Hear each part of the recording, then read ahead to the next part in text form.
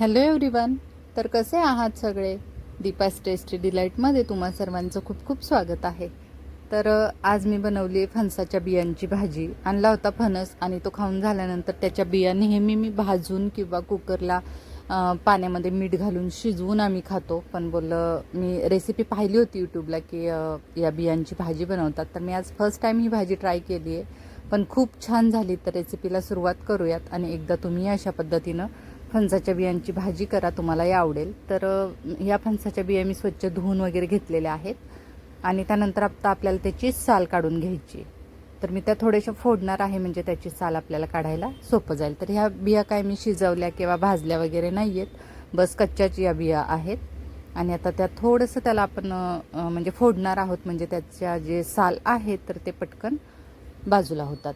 तर आता एक एक करत मी त्या बिया फोडून त्याचे 2-3 तुकडे झाले तरी चालतात बीचे, किंवा अखंडी ठेवली तरी चालेल, पण तुकडे केले तर कसे ती शिजती भाजी लवकर आणि त्याची सालही काढणं सोपं जातं. तर बघू शकता आता मी त्या बिया अशा मोठ्या मोठ्या तोडून घेतलेल्या आहेत.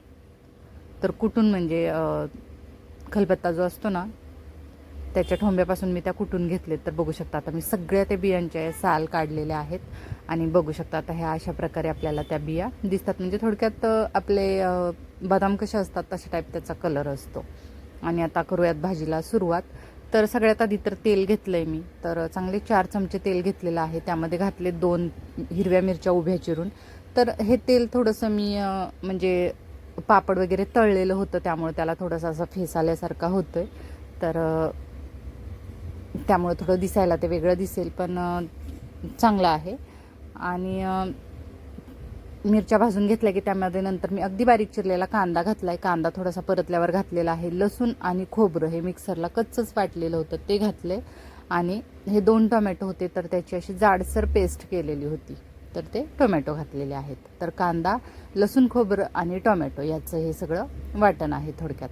त्यानंतर हळद, कांदा लसूण मसाला, मिरची पावडर आणि धनाजिरा पावडर हे मसाले घातलेले आहेत. तर तुम्ही जो कोणता मसाला, कांदा लसूण नाही तर मिरची पावडर किंवा घाटी मसाला, जो कोणता मसाला खात असाल तो, आणि त्यासोबत थोडासा भाजीला कलर यावा म्हणून मी काश्मीरी लाल मिरची पावडर घातली होती. त्यानंतर हा गरम मसाला पावडर 1 चमचा घातला आणि 1 चमचा कसुरी मेथी घातलेली आहे. तर आता हे सगळे पावडर मसाले जे आहेत तर ते घालून झालेले आहेत आणि ते तेलासोबत कांद्या टोमॅटोसोबत छान असं परतवलेत. ते सगळं छान परतवून झाल्यानंतर आपल्याला नंतर या फणसाच्या बिया घालायच्या आहेत.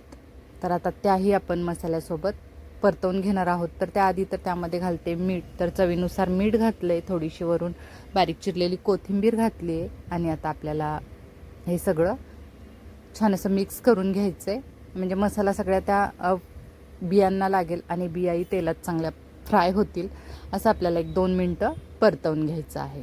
तर मी तुम्हाला दाखवते आता ते बिया आपल्या छान अशा परतवून झालेल्या आहेत.